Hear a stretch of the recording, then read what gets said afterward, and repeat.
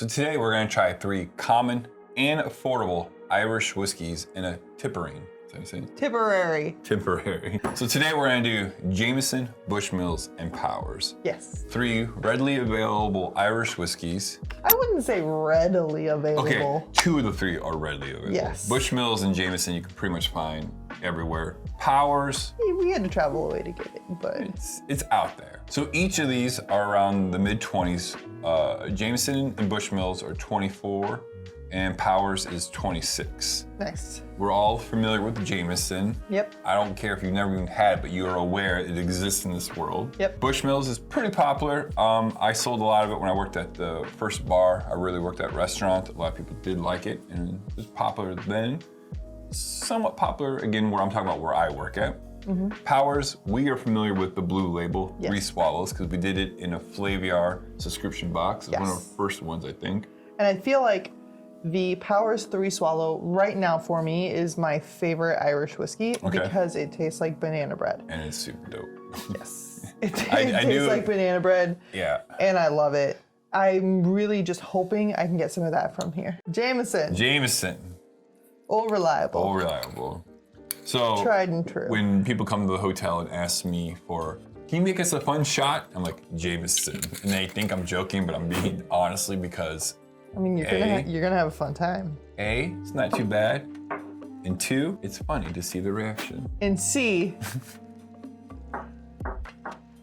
But if they actually want a real cocktail, I use a breakfast shot because that's really good. You can see it featured in Steve the Bartender's 500,000 subscriber episode or in one of our live streams from last year. I don't know which one. I don't know which one. And I either. don't know what timestamp. Yeah. It was late. probably around the 1 hour to 1 hour and a half mark. Yeah, somewhere in there. So Who knows? Oh boy, smells like Jameson. smells like Jameson. I mean, Jameson, I've smelled it so many times in the past 12 years. It's just like It's I know really hard to Jameson. differentiate what smells are there because eventually they all just mingle and it becomes Jameson. Big ass. Oh, it smells like Jameson. That's what it smells like.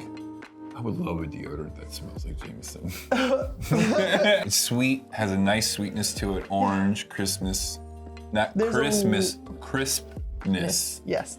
There's a little bit of the banana nutty flavor. A little bit. I mean, there's obviously your not ethanol flavor, burn smell to it, but that's 40%, you know? I feel like that banana nut essence is kind of like what Irish whiskey is. I think it kind of helps distinguish it differently Yes. from other whiskeys. Yes, and Irish whiskey to me is a little bit more sweet than other whiskeys. I agree.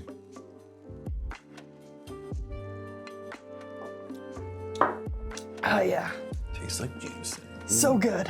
So good. I mean, I like it. I mean, yeah. I mean, it's good. It's sweet. It's got a little bit of burn, a little bit of caramel, a little bit of burntness to it. Yep, like burnt sugar, I think. Yeah. I think of like you're trying to make, hello! You're trying to make caramel, but it goes a little bit too long. Just a little bit. I like Jameson. I mean, I prefer the Black Barrel. I think it's just smoother and has richer tones, but all reliable. It's popular as it is for a reason. I'd say yes. Next All one, right, so Bushmills. Bushmills. Like I said, I have some experience with Bushmills. It's been a while since we've had it, or I've had it. I do have a cocktail out there in this world called a Banshee at some point. I think there's apple cider or something in it. I'll find the recipe. So here, It's 40% ABV also. I feel like I get a little bit of toffee or caramel right on the front of the smell. Which is a little sweetness, but there is a higher ethanol burn smell to it than Jameson. Yep. And I get a little bit more fresh citrus. Okay. Not a whole lot of ethanol there. I'm comparing it to Jameson, yeah. I think. I mean, it's whiskey, so it's Right, no, there. it's It's there. gonna burn. But I guess I smell more sweetness in the Jameson than ethanol. I think I smell more ethanol in this than sweetness. Yes.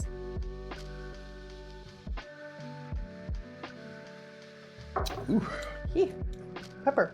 Pepper. You got more lemon than orange, seems like. Yeah, maybe. Kind of in that realm. I mean, I know Yep. lemons and oranges are way different than each other, but it seems like it's a combination of both. I feel like if I'm going to be more descriptive, I taste black pepper Okay. instead of like white or red peppercorns. Okay. Or pink, whatever. A little bit of lemony citrus and not a whole lot else. It's not sweet. I mean, there's a little sweetness, but nothing Right. crazy amount. It's more, it finishes more dry Yeah. than it does sweet. Yeah, it's fine. I mean, it works. Again, I don't think people are buying this stuff to just drink it neat anyways. Some people are. Some people. But I think the broad spectrum are not. They're using it for cocktails. Right. Or some nature.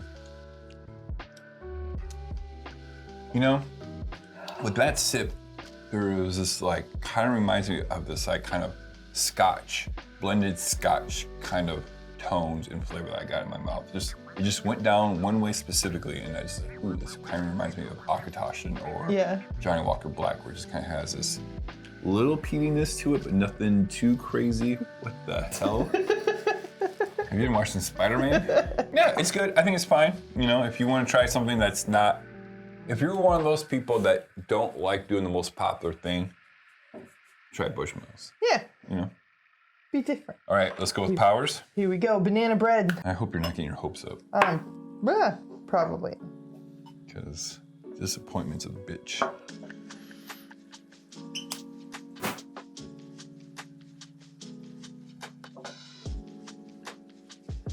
It smells.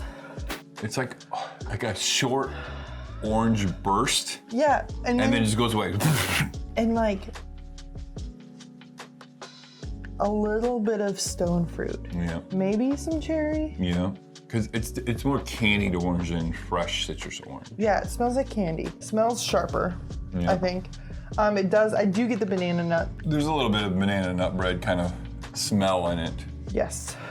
All right, let's give it a try for the third time. Immediately no.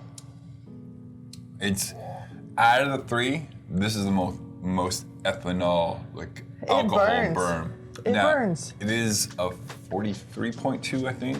So it's like 3% higher than the other two, but it is distinct. Okay. So for an extra $3, you get an extra 3%. Yeah. It's distinctly more ethanol burn in the taste than the other two. Yeah. After.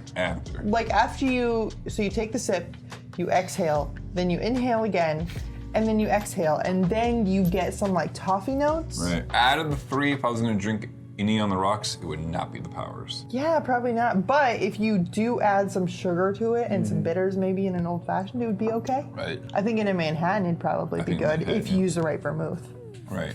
And that's kind of what we're drinking today is going to be kind of like a play off of Manhattan. It seems like kind of same specs world, 2 ounces with an ounce of some other modifier built into it. With a little bit of chartreuse and a ½ ounce of sweet vermouth, we're gonna make this cocktail today and see if Riley can guess which Irish whiskey is in each cocktail. I'm going to guess that the chartreuse is totally gonna screw it up, and I'm not going to be able to tell. You little faith, you've been pretty good these past episodes, so let's hope for the best. Let's make a Tipperary.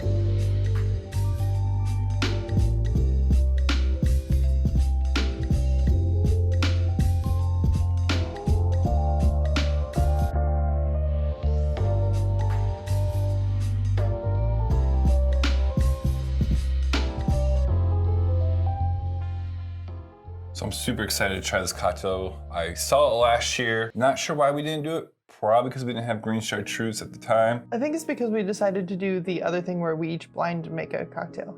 Oh, that's right, exactly. I'm pretty sure that's exactly right. So yeah, I'm excited to try this. Pretty easy to make, easy stir down cocktail. Go ahead and give whichever one you want to start. So what's all in this? Green chartreuse, sweet vermouth, 1 dash of bitters, and Irish whiskey. It's only a 1/4 ounce of green chartreuse, so shouldn't overpower it too much. It's chartreuse. It's chartreuse. We're gonna go with middle guy. Okay. The honeycomb glass. Smells interesting.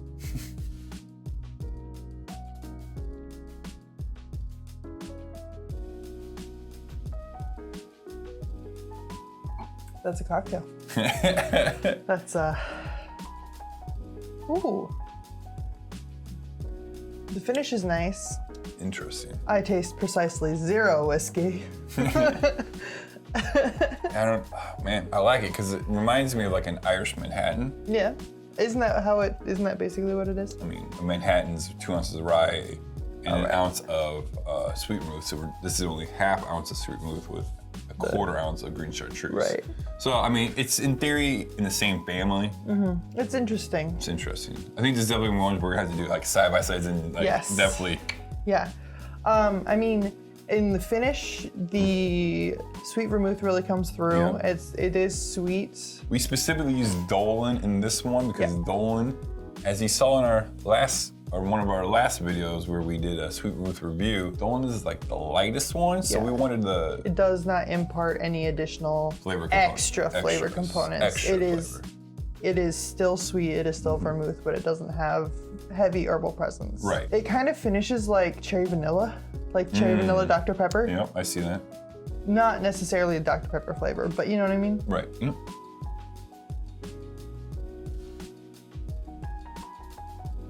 Smells like soap. Okay.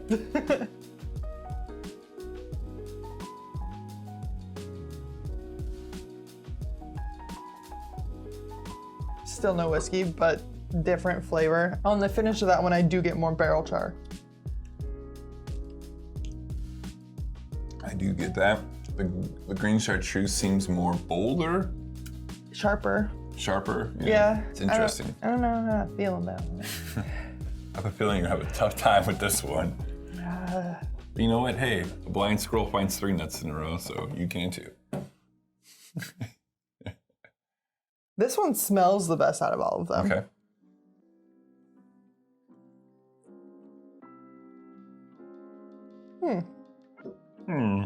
That one tastes the best out of all of them.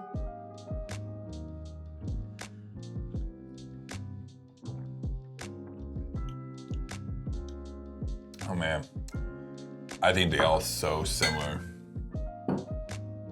You're just gonna lock it in and not even try.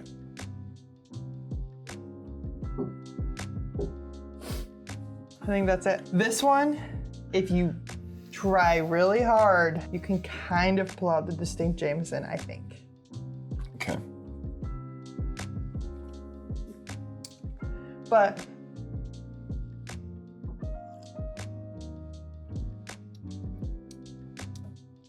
yeah, that's Jameson.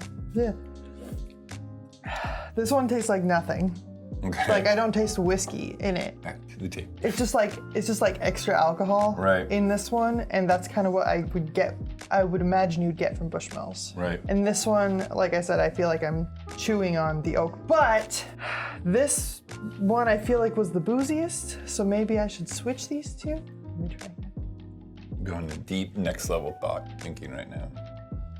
This one tastes orangey, so maybe it's the Bushmills. Oh no.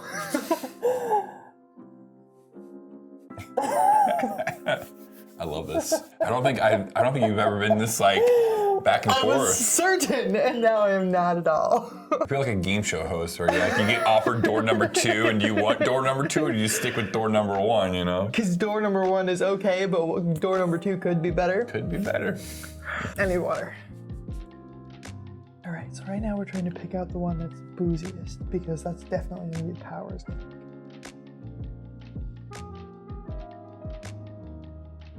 Nope, I like my first assessment. That's it. We're doing it. I'm probably wrong. Let me try again, one more time. I like the honeycomb one the best. I think I like the coupe the best. I think the honeycomb's a little sweeter than the 3, and that's why I like it the most. It's got the most, it's got the most orange. I'm locked in. You're wrong. Of course I am.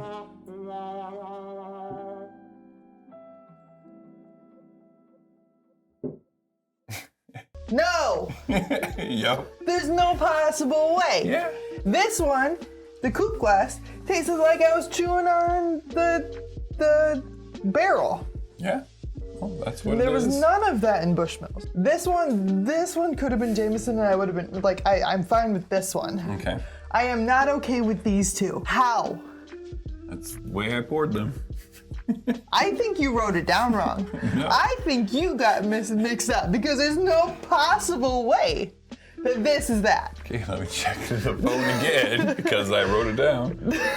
Powers is honey, Jameson is Nick and Nora. I think it makes sense. This is the sweetest one out of all 3 of them, and this is the sweet, like, had that sweetness notes shines through. Only the sweetness comes through in this one. I don't know what to tell you. None of the char, none of the hard booze. This one is 3% more alcohol. And it is the least boozy cocktail out of the three. I think just the green chartreuse is completely mashing with each three, completely different than what we expect it to be. The only way that makes sense is if the flavor of green chartreuse cancels out the flavor of the alcohol. Not necessarily. Unless, I guess, maybe they're both so bold they're butting heads and they cancel each other out. Is the only way that makes sense. You wrote it down wrong. I refuse. I did not write it. This is definitely one of the hardest ones that we've had. Like, even me, I was like, man, this is what they are? Even though I know I wrote it down every time I poured one in, so I do it every time. They're different enough, but they are very different. They taste very different, and I feel like if I were to order 2 of these and have, this is one of the few that if I were to order this cocktail and they made it with Bushmills the first time, I ordered again and they made it with Jameson, I'd be like, that is not the same cocktail, I do not want that. I don't know, it's pretty boozy where you got done with the first one and you got the second one. I'm gonna go back to, it's an okay cocktail. If you have green chartreuse and if you have all the ingredients, I would say try it. Yeah. I wouldn't go running out to just buy green chartreuse to try this cocktail. It would be much better with the cherry garnish. Go ahead and check out our last video. Like I said, we did a sweet vermouth review where we took Dolan, Koki, and Carpana Artica and tried them, and that was a really fun episode. Yes. Those are all 3 really good sweet vermouths in their own right. So go ahead and check that episode out, and cheers to you and everyone else, and have a safe St. Patty's Day. Cheers.